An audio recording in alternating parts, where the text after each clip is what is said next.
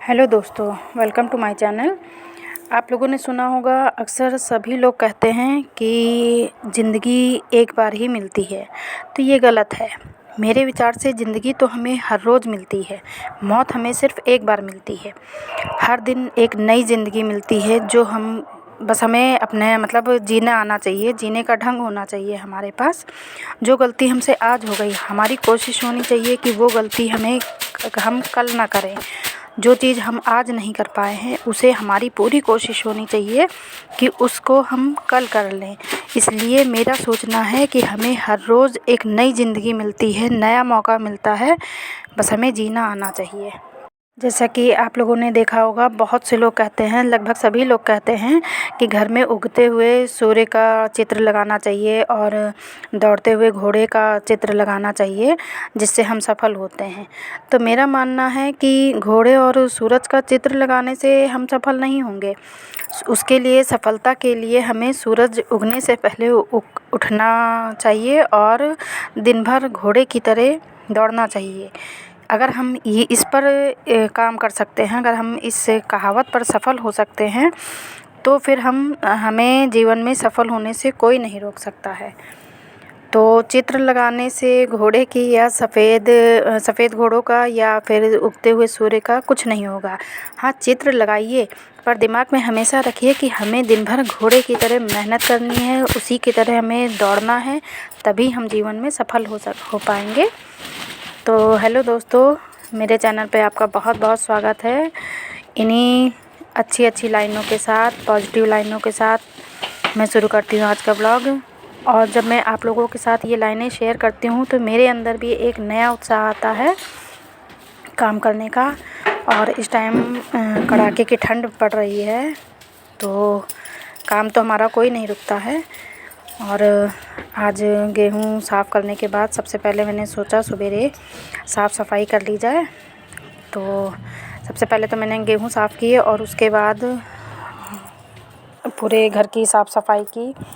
Bed बिस्तर रज़ाई वगैरह इतनी भारी है कि सर्दियों में हाथ पैर काम नहीं करते हैं, तो इधर से उधर बस फोल्ड करके रख देती हूँ और बेडशीट साफ़ कर देती हूँ। अब जिस दिन धूप निकलेगी, सबसे पहले ये सारे कपड़े धोएंगे, क्योंकि धुलने के लिए तो कोई बात नहीं, मशीन में हम धुल सकते हैं, पर सबसे ज़्यादा फैलाने और उठाने की दिक्कत हो जाती है। तो सर्दियों में सब लोग लेट उठते हैं और जल्दी बिस्तर पकड़ लेते हैं, तो इस वजह से सारा दिन काम दिन भी नहीं पता चलता है और काम भी नहीं हो पाता है। तो और मुझे तो हाथों में बहुत दिक्कत है, इस वजह से मैं बस रज़ाई को किनारे फ़ोल्ड करके एक साइड झाड़ लेती हूँ, फिर दूसरी साइड, क्योंकि बहुत बड़ी रज़ाई है। और हमारे घर में कुछ लेटा भी ऐसा जाता है कि डबल बेड की रज़ाई भी सिंगल आदमी को पूरी नहीं पड़ती है। तो मैं बस इसी शॉर्टकट की तरह ही साफ़ सफाई कर देती हूँ। और आप लोगों के शहर में ठंड का क्या हाल है? मुझे लगता है पूरे देश में ही, उत्तर भारत में लगभग सभी जगह कड़ाके की ठंड पड़ रही है। तो हमें काम तो करना ही है। तो सबसे पहले साफ़ सफाई करने के बाद, और सबसे ज़्यादा मुश्किल है बस कपड़ों को ऊपर नीचे करना। पूरे दिन की मेहनत हो जाती है, पहले डाल के आओ, फिर पलटाने जाओ। तो चाहे मशीन से सुखाइए आप, वुलन कपड़े तो मशीन में भी सूख जाते हैं, पर जब तक या तो प्रॉपर धूप सारा दिन की लगे, तो धूप तो निकल नहीं रही है, तो इसलिए उल्टा पुल्टा कर कम से कम पानी हट जाता है। तो फिर जैसे ही धूप निकली, हमने धूप में डाल दिया तो कपड़े हमारे सूख जाते हैं। और 2-3 DIY बनाने हैं, पर मौका नहीं मिल पा रहा है इस टाइम। छोटे दिन और साफ़ सफाई और काम में ही निकल जाता है। देर से उठना, देर से जल्दी लेटना, तो इस वजह से टाइम नहीं मिल पाता है। तो यहाँ मेरी सफाई जारी है।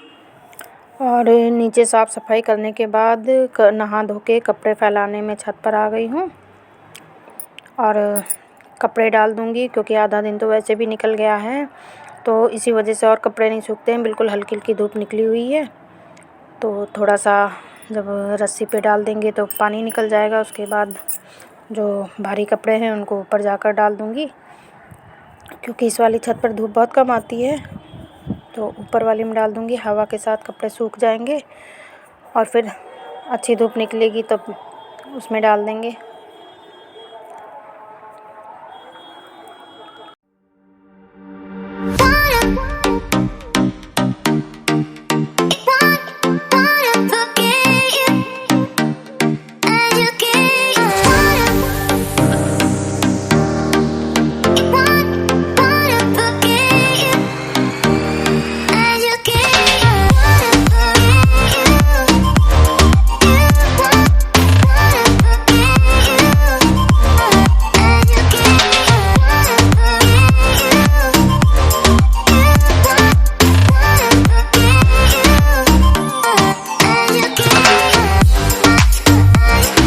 और छोटे छोटे दिन कब काम करते करते पता ही नहीं चलता है कब दिन निकल गया।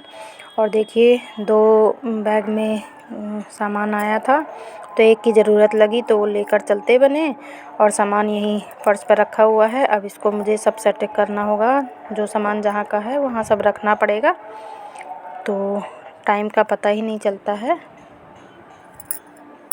और सामान रखते रखते देखिए शाम का 4 बज गया है और धूप नहीं है, तो मैंने सोचा वो उसमें गीले ना हो जाएं, तो फिर से छत पर आ गई हूँ। और फिर ये कपड़े ये जो टीन सेट लगा हुआ है इसके नीचे डाल दूँगी, तो कुछ हवा में और सूख जाएंगे रात भर में। अगर सुबह कल धूप निकली तो डाल दूँगी, तो कम से कम पहनने के लिए हो जाते हैं। आजकल तो 2-2 3-3 दिन के कपड़े मतलब डालने की जगह ही नहीं है कि कहाँ रखा जाए और सुखाया जाए। तो फिर से वही काम, बस आधा दिन तो खाना पीना बनाने में निकल जाता है और आधा दिन कपड़ों को डालने और अंदर करने में ही निकल जाता है। आई होप कि सभी के घर का यही हाल होगा। इस कड़ाके की ठंड में सबसे बड़ा काम है बस कपड़े धोना, उन्हें फैलाना, फिर अंदर करना, उठाना रखना, मतलब सारा दिन इसी में निकल जाता है।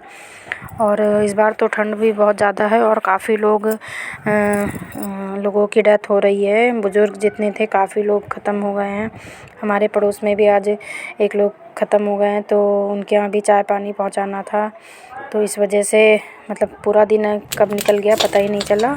और क्योंकि कल सकट की पूजा है इसलिए तिल को आज ही चटकाना था, क्योंकि कल मंगलवार होने की वजह से तिल को नहीं चिटकाना है। तो आप लोगों के यहाँ भी पूजा की तैयारी चल रही होगी।